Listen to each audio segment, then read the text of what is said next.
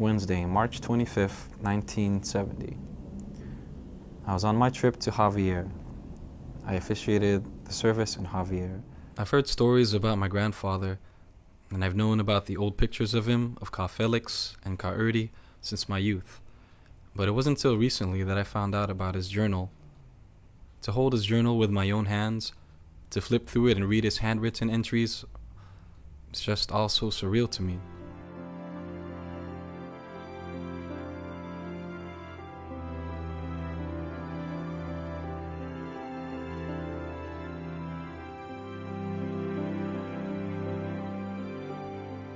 There are stories that people tell, and then there are stories that are never told, but live on in people's hearts that shape their paths and their lives. Join us in this 12-part Centennial series and see what story will live on in you.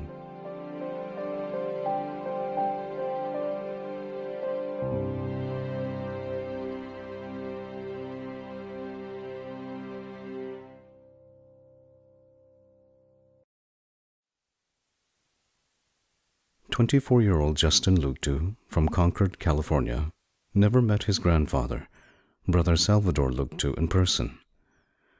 Brother Salvador started as a volunteer worker in 1953 and later became a district minister in 1964. He died 2 years before Justin, his first grandchild, was born. Today, as Justin is about to enter the College of Evangelical Ministry, knowing all the details of the life of his grandfather means more to him now than ever. He sat down with his dad and his uncle, who are both head deacons, to learn more about his grandfather. He was a patient teacher too, especially tried to ask him about biblical doctrines. He would really spend long hours with you. But I was debating him, right? And it took us up to, if I'm not mistaken, up to 4 o'clock in the early morning, from assuming from 10 o'clock to 4 o'clock. That's how patient he was. You know, he loves teaching. You know, and he's a debater. You know. Ngayon upang saksiyan ng debating magaganap sa pagitan po ng dalawang relihiyon, ang Iglesia ni Cristo at Brother Salvador was one of the debaters of the Iglesia ni Cristo in the 1960s, at a time when defending the church was necessary but challenging. Back then, because there were only a few members, right, in the Philippines, we suffered persecutions in such a way that you would have to defend the doctrines that you believe. So I had no choice. We had no choice but to consult our dad and ask him and make him teach us on how to debate. Right. Brother Salvador stood 5'11" and was soft-spoken, and was almost unassuming as a debater. But when he did speak, he did not rely on his own capabilities and prepared meticulously. I can remember him studying the whole week, from morning till afternoon, unless he has a Bible study. All he did was put together lessons, and of course, with the help of God, the one he debated against lost, and obviously lost, and he was actually confused what answer to say, because your grandpa has a style of asking how many questions? Three questions. Three questions. You're you're gone. Either way you go, you lose. Socratic style. Yeah. Public debates were the form of entertainment in the Philippines during the early days. For the pioneering members, it was validation that they were God's children. And after every debate, the truth in God's word always prevailed, fueling their desire to keep fighting the good fight of faith. Nung araw, pagka may diskusyon, maraming dumadalong tao. There were so many of us, truckloads. Marami din kapatid na nandun. Basta nalamang meron ganung debate na mangyayari, several talaga puno na yun ng mga kapatid. Members of the church came by the truckloads, which became opportunities for many to learn about the Iglesia ni Cristo, and for pioneering ministers like Brother Cornelio Robregado. They were all taught how to defend their faith from Brother Felix Manalo, who Iglesia ni Cristo members believe to be God's last messenger in these last days.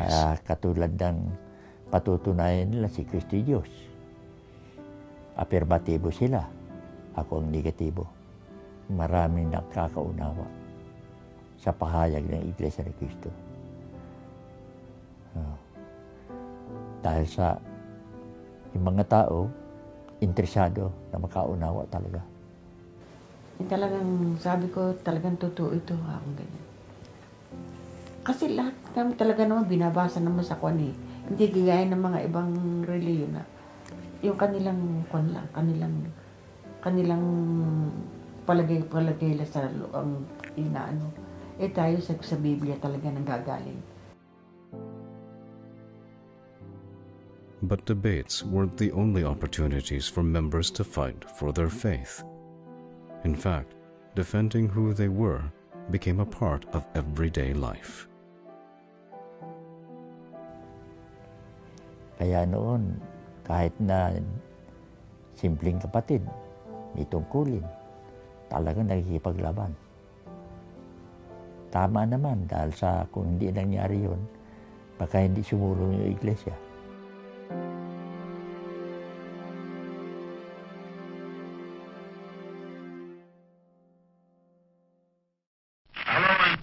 This is Bert Allen speaking from Manila, and this time I've got a real scoop for you. Manila has just been bombed. In fact, right now it is being bombed. And without warning, on December 8, 1941, the Philippines was attacked just hours after the bombing of Pearl Harbor, Hawaii. But unlike in Hawaii, the Imperial Japanese forces intended to invade the Philippines, and their calculated attacks would lead to the capture of Manila by January 1942. Heavy fighting would then move into the Bataan Peninsula. Bataan was a battlefield, and we were just able to leave the place on time, running in the middle of the night, running out and hiding under the. We had dugouts. Practically, we were living in the dugouts. We were bombarded with cannons, U.S. cannons, Japanese cannons. The bombarding would be in the middle of the night, midnight, sometimes very early in the morning. Oh, that's the worst time. Oh my goodness. Dun sa silong na bahay mo, you can hear them running. Diyos ko, baka panikin tong bahay natin. You go like this, they're here. Ang daming napatay. subject, surrender. The Bataan Peninsula was among the worst-hit areas in 1941. After almost 4 months of fighting, the U.S. and Filipino army in Bataan would fall captive to the Japanese, and by May 1942, the Philippines was occupied. Which have overwhelmed Corregidor. When the hostilities were sort of a little bit cleared, we came back home. But everything that we had were burned. With 7 children, Ana Carita's mother led her family to a nearby barrio, finding a small home for them to purchase. So we lived there, and it was a very old house, and there were holes in the roof. And fortunately, the immediate neighbor, was a relative, and they were members of the Church of Christ. So they were missionizing my mother, and according to my mother, when she first heard the verses of the Bible, she said to herself, this is what I am looking for, because she felt peace in her heart. My sister was very angry with my mother because we were Catholics. So my sister went, and then she was telling me that the first time she heard the lesson, she said her tears were just falling down her cheeks, and she was doing like this because she did not want the others to see her crying, because she was the one who was very adamant about not going, and here she was crying. One by one, Ana Corita and her family would join the Iglesia ni Cristo. They would join the many others across the country who would find their faith during one of the darkest moments in Philippine history.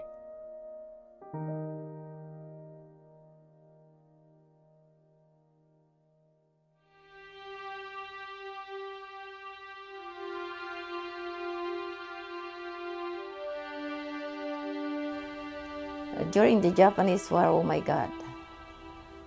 I'm young at that time, it's 1940. I'm only 5 or 6 years old. We are walking there, the guerrillas. My father was shot by one shot, my 3 brothers from the guerrillas. You did not buy rice because there was nothing to buy. Every time I think of those days, I said, will I be saved? I feel like devastated too. But then I remember always what mananalangin ka. That's your weapon. Brother Felix Manalo, that is always his advice. As the war went on, the Japanese became less and less accommodating. With a growing resistance movement from the Filipinos and Americans, they became paranoid of any movement to defy them. Their suspicions would result in an increase of violence towards the Filipinos, including the members of the Iglesia ni Cristo. Naano pa siya ng hapon, bayoneta. Doon po tumama sa bakal niya. Nasintron kaya yung bakal niya, dala-dala niya. Dala-dala niya pin. Marami po ng mga talagang pagliligtas ng Ama. The true worship in the Iglesia ni Cristo continued. Led by Brother Felix Manalo and the ministers and workers who assisted him, they continued to care for each member, even at the risk of their own lives. The ministers, there's so many they gave their lives to in officiating the worship service. I remember so many ministers that was killed by the Japanese, killed by the guerrillas while performing their duties. Kami pa po ang nagbalita. Siya pa po ang nagbalita doon sa asawa na nasa Bulacan. Mapatay yung ministro. Na binaon sila yata ng buhay. Parang gano'n. The dangers to their lives did not stop the members from worshiping, but made them yearn even more for the words of God. Mga naka-squat lamang sila. Ang gagawin, ang lalagyan ko ng damit, maletang kahoy na ginawa ng tatay ko. Papatong namin yun sa 4 na kabang palay. Tatakpan namin ang kumot na puti. Tuloy ang pagsamba. It's hard to have a worship service then. We hold, like we go in a group, under the tree. Whenever possible, we could have a prayer and have small verses of the Bible. We do it. Was from town to town, they passed by in the field to give us the lesson. Dahil sa pananampalataya, sinasabi ng Biblia, kahit na 3 o 2 na sasamba at magtitipon para manalangin sa Diyos, ganun ang ginagawa namin. We worship God, you know, in a small nipahat there in the field, and we cannot stand because it's too low. Wala kang maupan, nakasalampak kami. But then it's very spiritual because we ask God help. Despite the threats and dangers members faced, they not only continued to serve God, but they shared their faith at all costs. Mga panahon yun, nagmi-mission kami. Malakas ang gawain. And my mother is a missionera, so that's why I was also her assistant deaconess during that time. So I have to, ikaw manalangin anak, sabi niya, tara magdalaw tayo, mag-mission tayo. Hindi sila natatakot. Handa silang magtiis. The Philippines would be liberated from Japanese rule in 1945, and with prayer as their weapon and their faith to guide them, the brethren witnessed firsthand just what God could do for His people. You know, it's so hard during those days, during the war. It's hard, but then, you know, God has the promises, fulfill His promise that He will never abandon us. That we feel so much during those days na doon mo madadama na ang Diyos ay tinupad ang pangako. Huwag kang matakot, alalayan kita. Oh, we feel that. We feel that.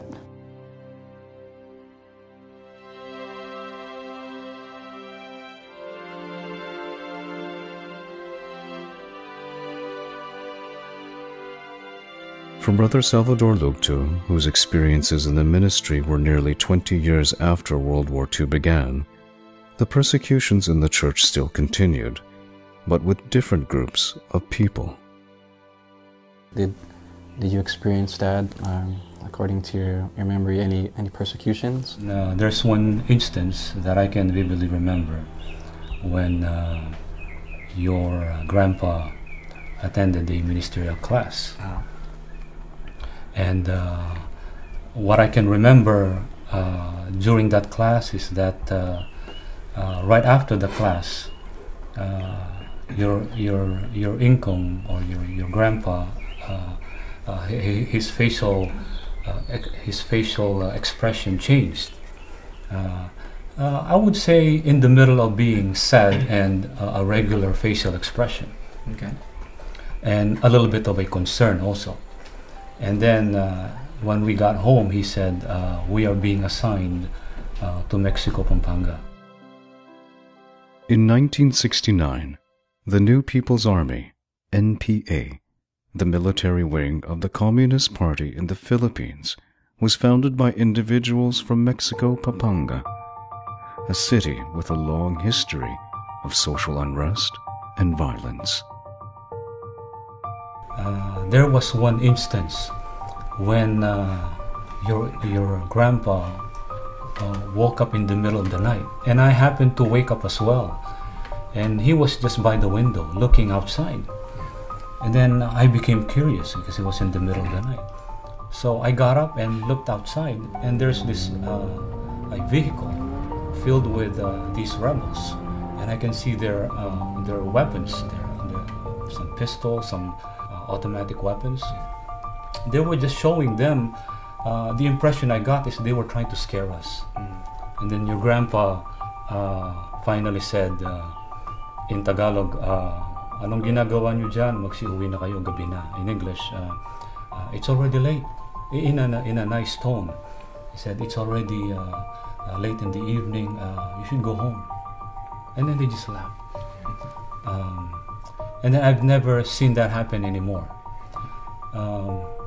However, there were instances when, because of your grandpa's concern with the brethren, he will make sure that when they leave, for example, the meeting, like the head deacons, on the way out, he will follow them up to a certain number of blocks, and then from what I remember, even your grandma would follow behind your grandpa, not knowing grandma was doing that. And when your grandpa is certain that they are okay, they're not being followed, then he will come back. So that was probably one of the most difficult assignments when it comes to that situation, persecution that we have been. We survived. We survived because of God's help. Hardship, I believe, right, and your dad could also attest to that. Hardship is also a blessing because somehow it strengthens the strand of every strand of your faith, your character.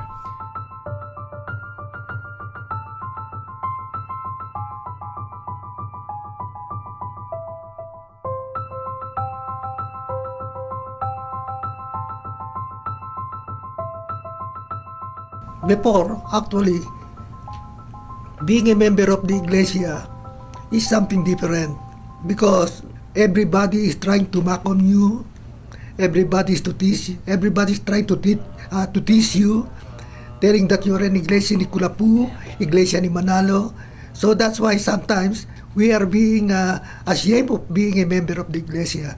So that's why what the admonition of Brother Felix is, kung tumupad ka ayon sa pananampalataya mo.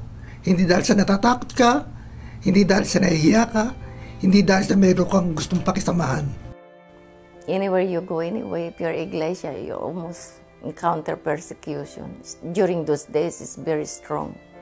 Persecution always abound in any other way. Binabato pa nga yung mga yun. They throw stone. Hindi, kahit sa mga kapilya, binabato ang Iglesia. Persecutions would take many forms through the years, pushing members to decide, do they fight or do they hide? For many, the choice was simple.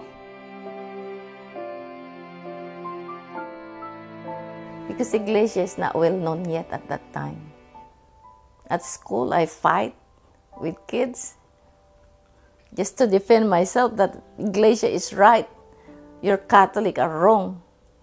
So they said, oh, how could it be right if you're only a few? I said, one of these days we will be plenty.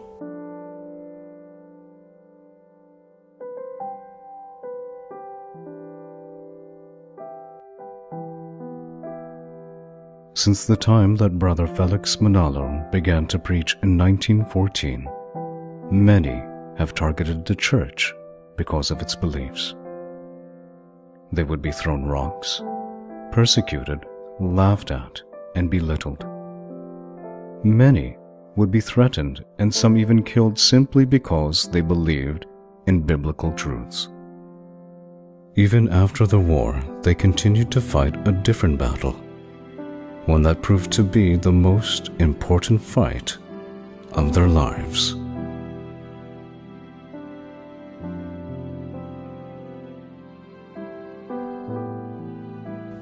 Bago magtapos yung taon 1948, naipasya ng kapatid na Felix Manalo na si kapatid na Prudencio Vasquez na nangasir sa Rizal, State of Rizal, dadalhin sa Naga City.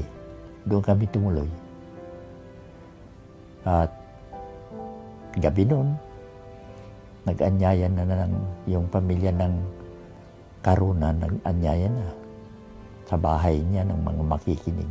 Nang malaman ng sanlibutan, umalis ang pag-uusig nun. Pagka umaga na, yung bahay ng kapatid na Karunan, yung palang paggabi binabato ng tae. Matindi ang pag-uusig nun. Minumura ang kapatid na Felix Manalo.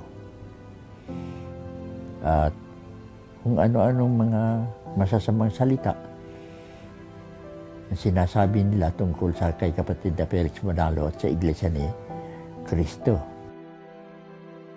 Dahil nga mga sarado katoliko sila.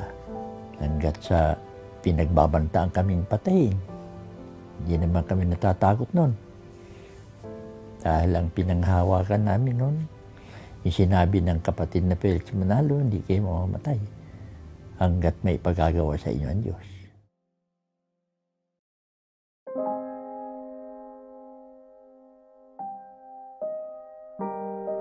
The hardest of persecutions came from those closest to them. their friends, and their families. Well, we were really in the thick of the persecution, really. Our relatives and I think all of the people in the barrio were persecuting us. We were not bothered by any persecution. We just went ahead and we went to worship services and we did our tungkulin. Pagkati katuparan yun ng sinasabi ng Biblia, uusigin ng Iglesia. Kaya hindi kami nagtataka nun. Nakahanda ng aming buhay, ano man mangyari. Pagkat yun ang pinagtaasan ng aming kanang kamay sa mabuhay, sa mamatay. Yeah.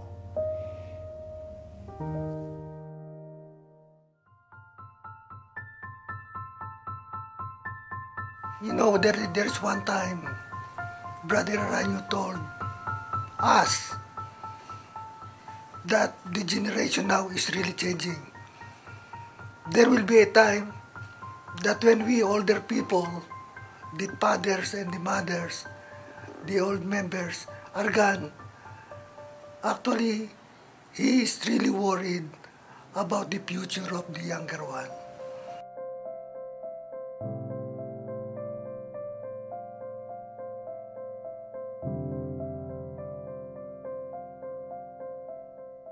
It is an ever-changing battle, a fight that each person must face. These pioneers have spent many years fighting this good fight, and now generously passing on lessons they've learned through the years.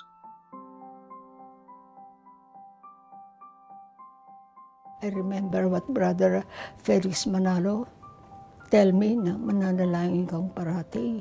Sabi niya, ang Diyos ay malapit sa mga taong kumikilala nang magkaroon ka ng kababaan loob. Ask God to na ibiyaya sa iyo yung kababaang loob.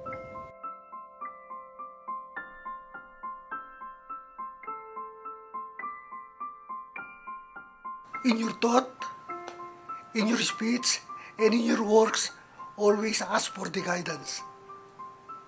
Don't forget that. Your thoughts, your speech, and your works. Because when you everything good,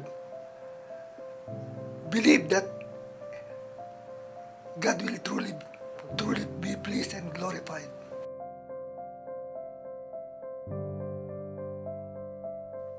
Talagang maraming pagsubok. Maraming pangyayari nga talagang, alam mo na si Satanas kung ano-anong inaano niya para noon mapahamak ka. Pero ganun pa man labanan mo yun. Lagi kang medyos tayo, mas malakas kay Satanas yun. Lagi mananalangin sa Diyos.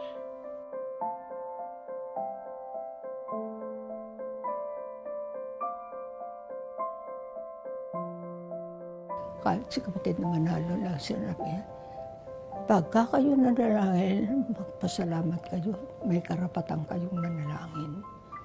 Hindi lahat binibigyan ng karapatan ng manalangin. Always pray. Pray. And be grateful for what God has given you. Ibinigay sa'yo na may pagkain ka, be grateful. Wag kayong what's that, yung walang utang na loob. Laging mapagpasalamat.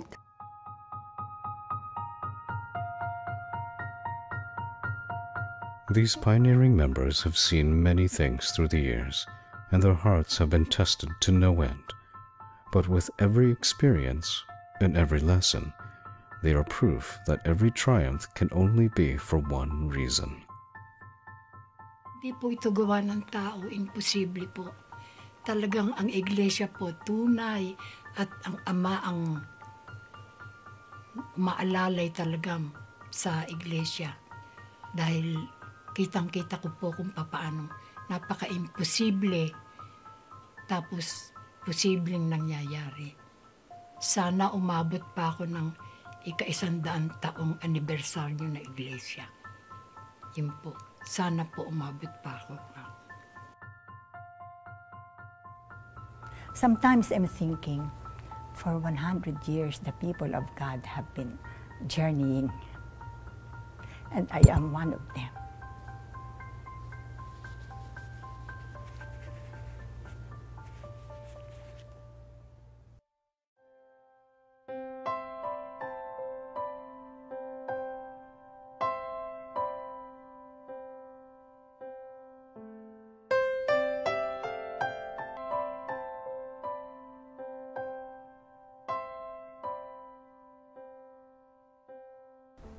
January 25th, 1970.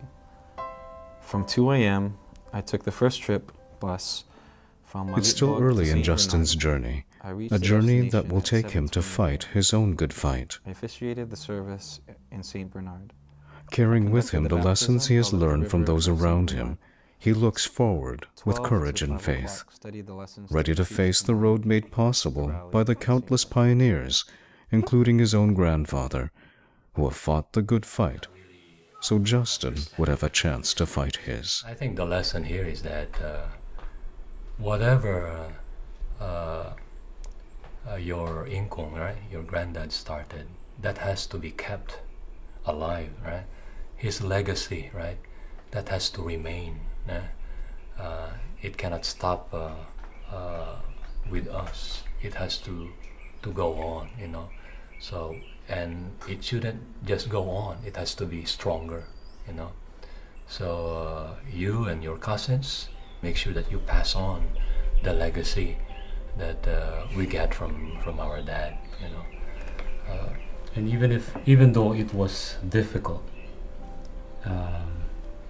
he enjoyed what he was doing, because, and this is something he shared with us, he was really looking forward to what is to come. He taught us that even though we have the freedom to enjoy this world, what he has inculcated in our mind is that we were born to serve. Yeah. He said they think that's my dad right there, my baby. Yeah, siguro. This your grandpa, yeah. Sa lady rin yan. Look, here he looks like my dad. Like these two pictures, look. It's like his clone. This is my grandmother, Anna Lugtu, or as the family and I know her, my Apu Aning. When I see her, I'm reminded that her eyes have seen the church in its humble years, that in her arms she raised 7 children and 19 grandchildren, and that with a humble heart, she loved and continues to love us all. The stories about Inkong Ading, whether that's from our family or from other brethren, like how does it make you feel when you hear the stories? Siyempre, na-inspire pa rin ako, at saka masaya.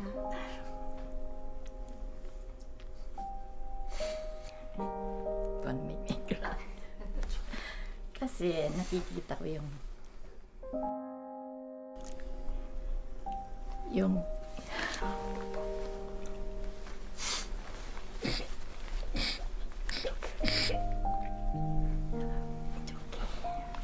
mga anak ko, yung mga apo ko na masigla sa kanilang mga tungkulin. Kahit mahirap lang kami, yun ang malaking kayamanang binigay sa akin ng Panginoon. Ang nakita ko yung mga anak ko, mga apo ko na masiglang tumutupad sa kanilang mga tungkulin. Yun ang malaking biyaya sa akin. Sorry. It's okay.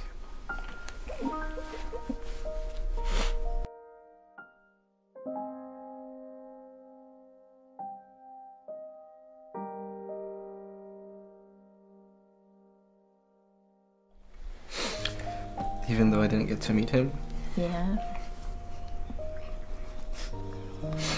I feel his love through you.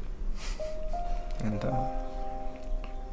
you've taught me the things he shared with you, how to love, Christian values, and I'm blessed to still have you. I know. Pray for me na maba pa yung buhay ko. I wanna see you preach in the podium. Okay? I pray for you, Apo. God willing, okay?